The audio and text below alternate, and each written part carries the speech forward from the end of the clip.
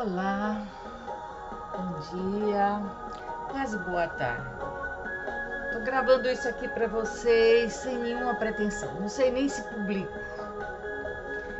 Mas há algum tempo atrás, desde que eu iniciei meus estudos sobre Jesus, sobre religião, sobre ateísmo, sobre, enfim, essas coisas que me motivam e que me deixam atenta, eu descobri esse escritor.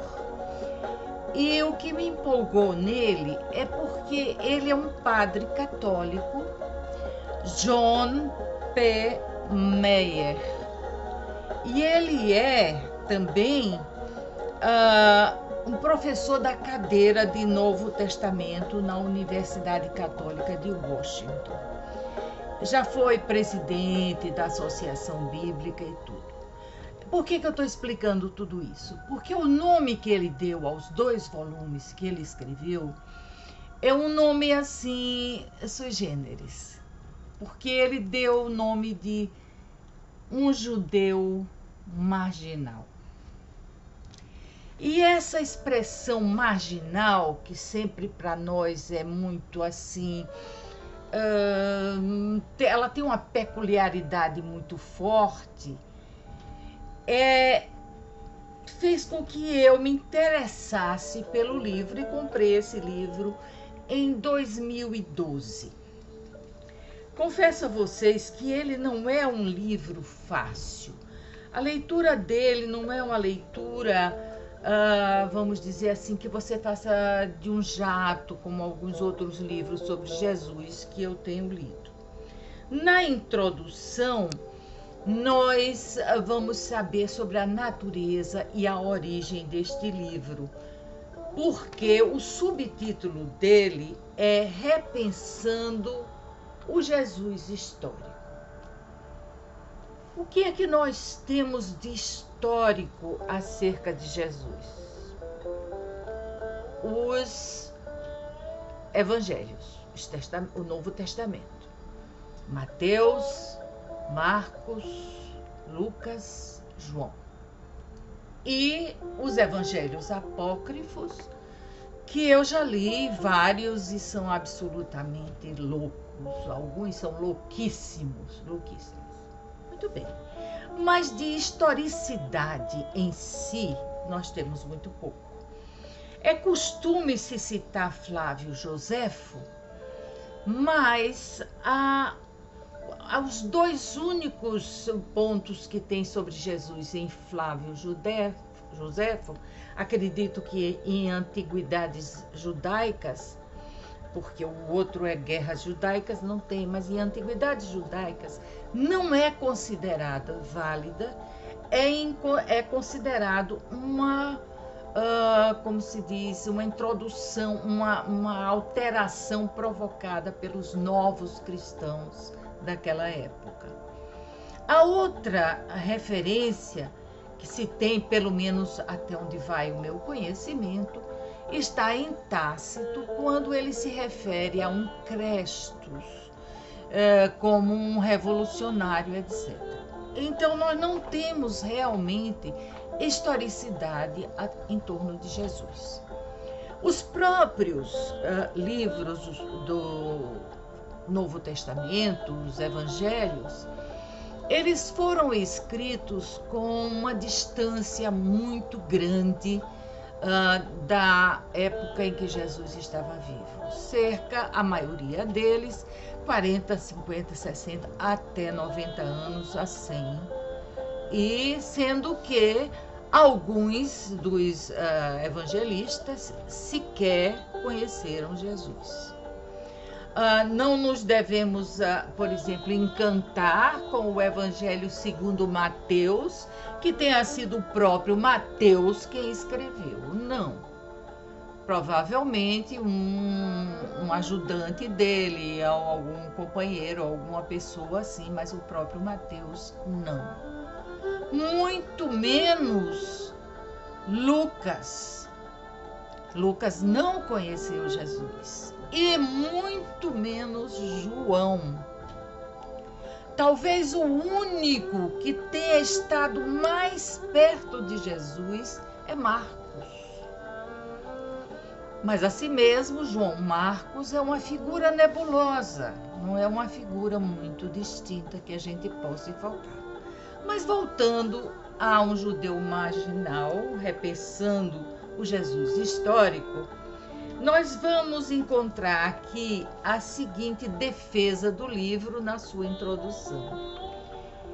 Este livro se defronta com um dos maiores enigmas do estudo religioso moderno, o Jesus histórico.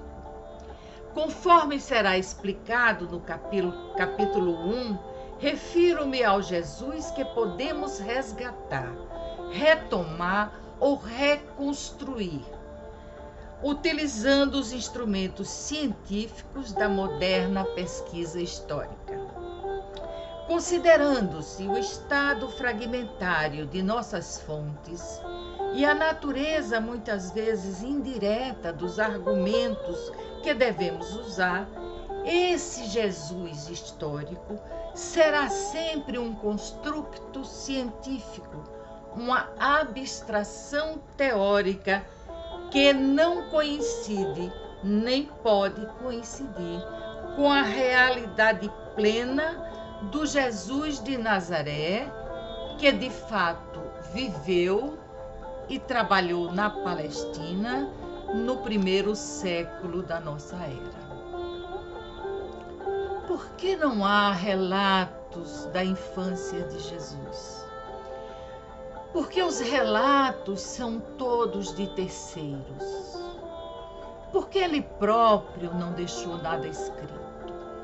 Porque demoraram tanto a escrever sobre ele.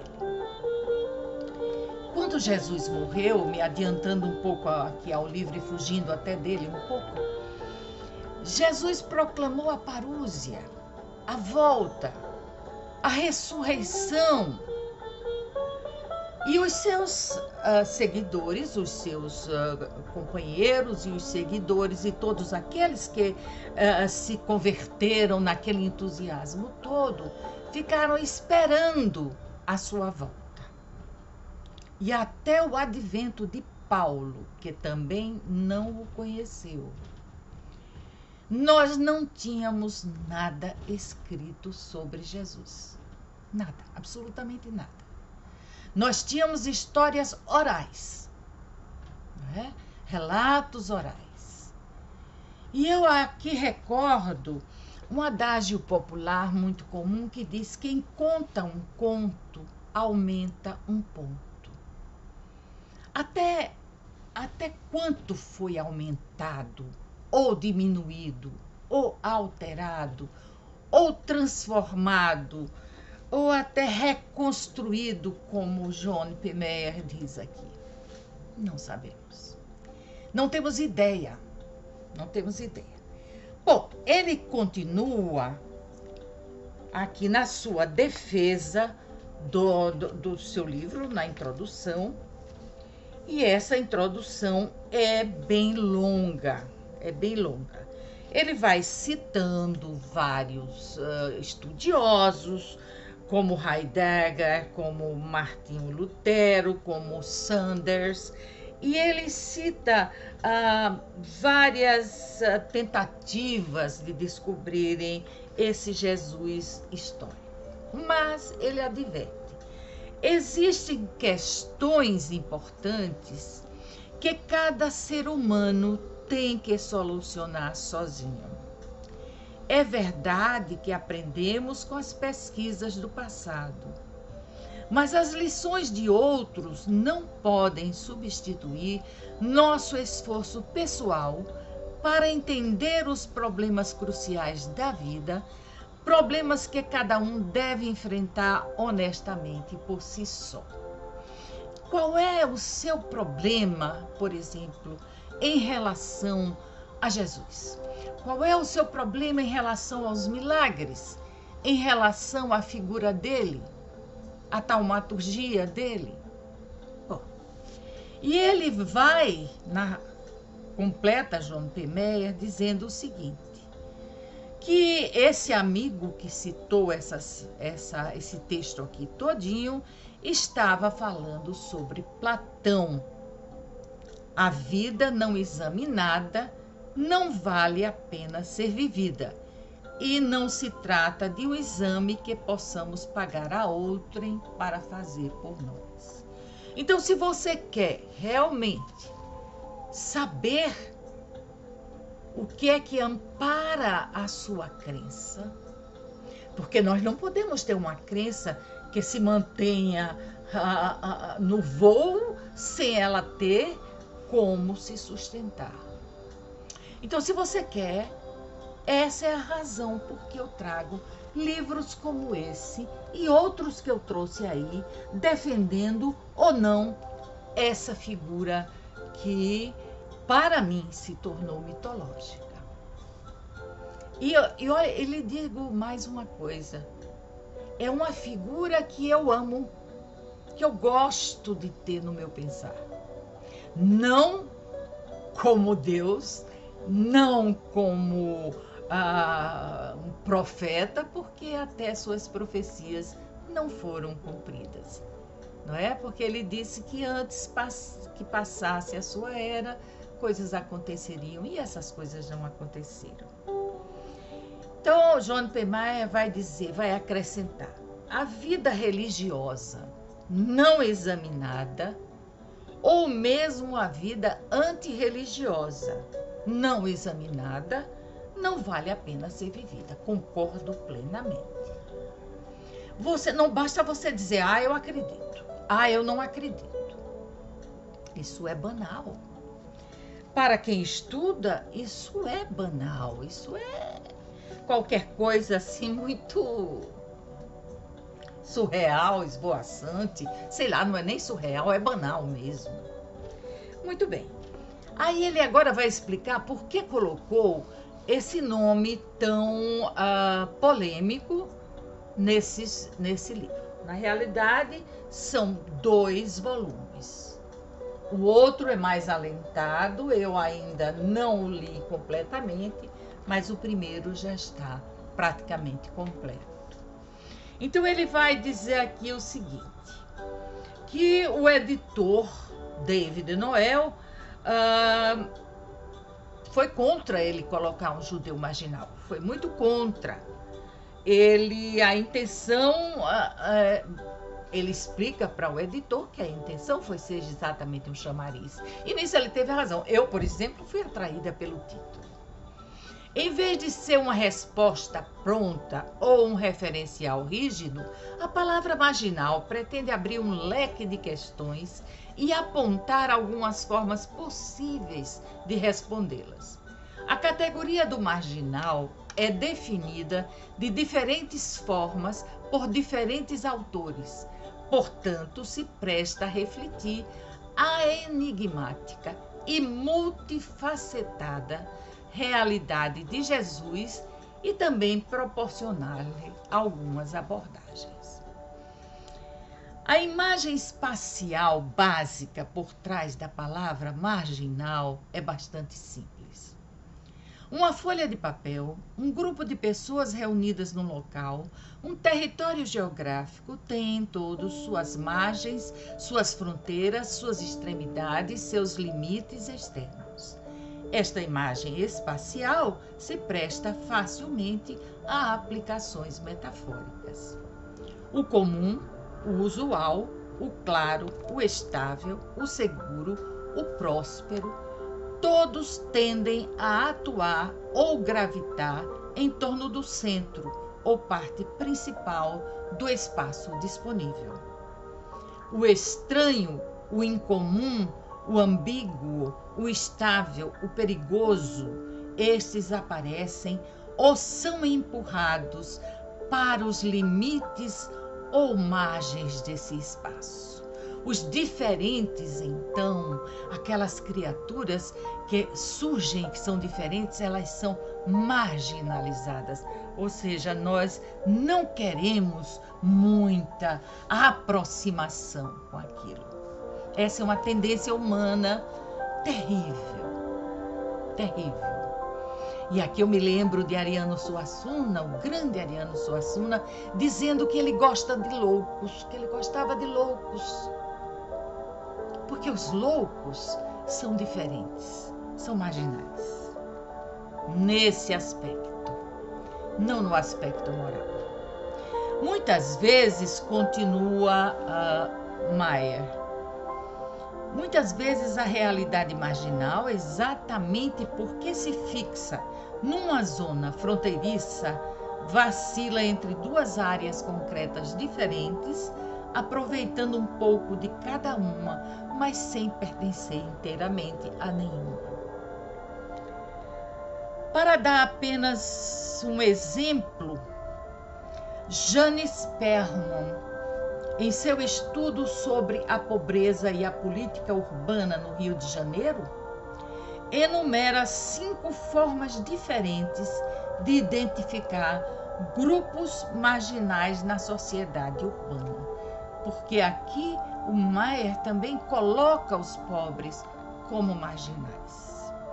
E nós vemos que esse tipo de pensamento retroage há décadas, há séculos passados, onde os pobres, os loucos, os diferentes, os perigosos eram marginalizados. Nós não estamos questionando aqui a razão nem o porquê, absolutamente, não é? Então, veja, os marginais podem ser considerados como os que vivem em comunidades de poceiros de baixo padrão, na periferia da cidade. 2. Os desempregados ou subempregados. 3. Os migrantes de uma cultura rural para a urbana, apanhados nessa transição, que o digam os migrantes nordestinos que vão para São Paulo e outras cidades do sul. 4. Minorias raciais ou étnicas que encontram dificuldades para se integrarem ao grupo étnico dominante. 5. Os desviados, sejam eles patológicos, bem dotados ou não conformistas. Ele nos dá aqui um leque de opções. Onde se encaixa Jesus? Nessa marginalidade. Onde ele realmente está. E ele vai dizer que algumas dessas definições de marginal apresentam possibilidades fascinantes para a pesquisa sobre Jesus. Mas que o objetivo aqui dele é simplesmente enfatizar, e também o objetivo principal foi chocar, não é? A juventude tem um termo, eu não gosto muito, tem um termo para essas coisas como que dizem lacrar. Bom, pronto. O John P. Maier faz isso. Ele pega um título que nos faz, mas por que Jesus é marginal? Epa, vamos lá, vamos ver o que é. Então, veja bem, aqui ele vai dissecar esses 5 pontos. Ficar apenas fazendo a leitura pode ser um pouco tedioso para vocês. Então vocês me perguntariam, então qual o seu objetivo trazendo esse livro ao nosso conhecimento?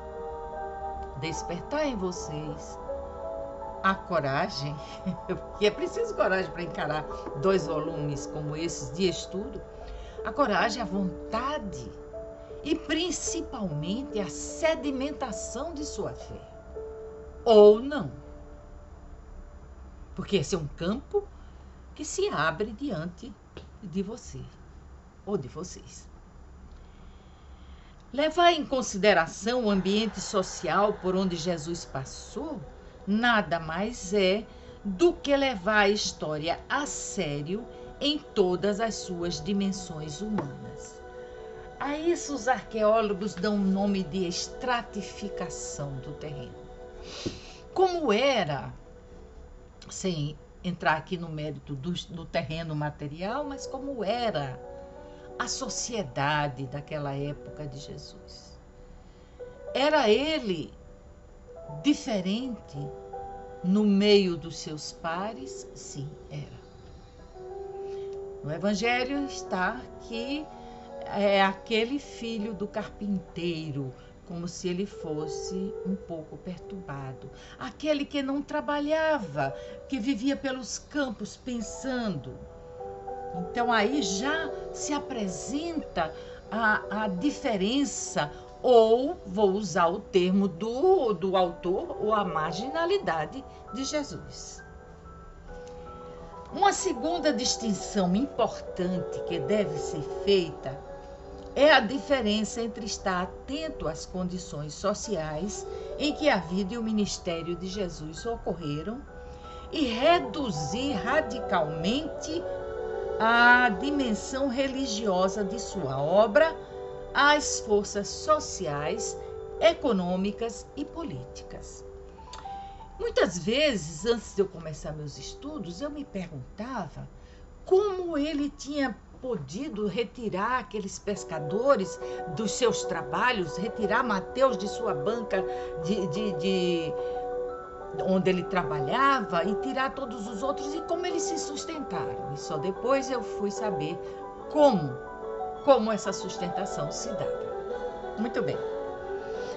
Então aqui ele continua: este reducionismo em geral rejeitado pelos mais proeminentes especialistas na sociologia do Novo Testamento teima em se insinuar em algumas representações populares.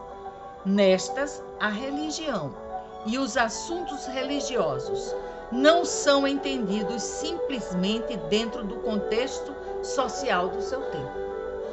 A religião se torna tão somente uma máscara para ações sociais e políticas, um instrumento através do qual vários grupos socioeconômicos promovem seus jogos de poder. Me permitam diminuir um pouco aqui a música, que eu estou achando muito alta para o nosso estudo. É uma música muito potente, então já diminuí. Perdoe a interrupção, mas nós estamos aqui conversando, não é? E conversando nós podemos também fazer pequenas digressões. Muito bem. Então, daqui nós vemos que ele foi muito feliz nessa colocação. E ele vai prosseguindo, mostrando várias partes do seu estudo sobre Jesus. Os textos de apoio são enormes e muito bons. Muito bons realmente. Então, na parte 1, nós temos raízes do problema, conceitos básicos, o Jesus real e o Jesus histórico. E como podemos perceber essa diferença? Aqui ele vai dizer: o Jesus histórico não é o Jesus real. E o Jesus real, por suposto, não é o Jesus histórico.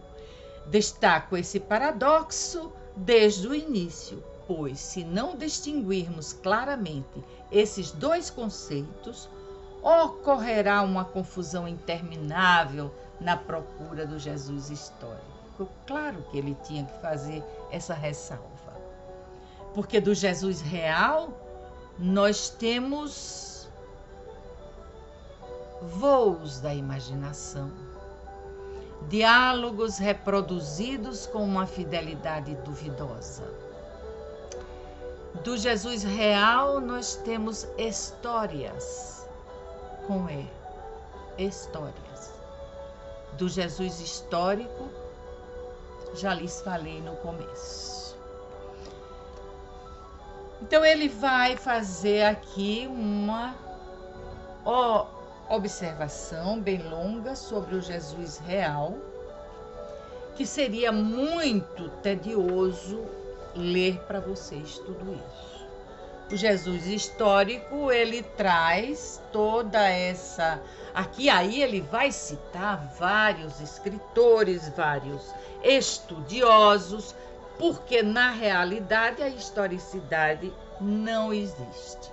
E ele é bastante ético porque ele faz histórico e historial.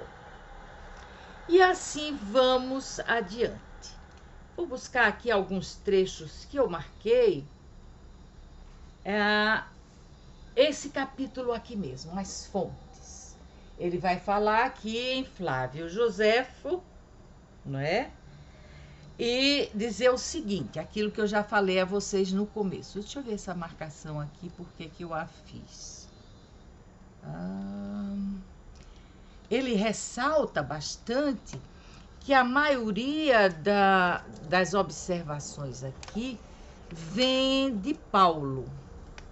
Paulo é um perigo. Paulo é um perigo, não é?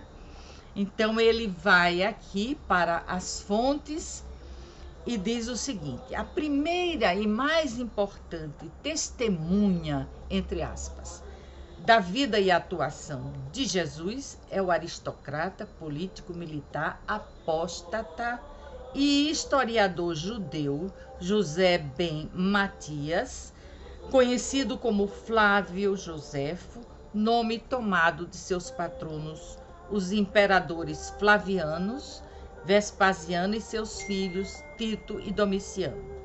Escreveu 2 grandes obras, A Guerra dos Judeus e Antiguidades Judaicas. Muito mais extensa, escrita em torno de 93, 94. Ambos os livros, pelo menos em algumas versões, contêm passagens que mencionam Jesus. O problema é que, no mínimo, um desses trechos é, com certeza, uma produção cristã posterior, como lhes disse no início. O que nos leva a perguntar: serão igualmente espúrias as demais passagens? E assim ele segue. Quando eu vejo, às vezes, algumas pessoas falando sobre Jesus, principalmente pessoas religiosas, meio que falta a elas esse distanciamento para ver o que é e o que não é. Outro dia eu assisti uma moça no YouTube, muito interessante, bem articulada, mas ela cita a Flávio Joséfo como autêntico, sem advertir seus ouvintes de que há esse senão em relação a Flávio Joséfo.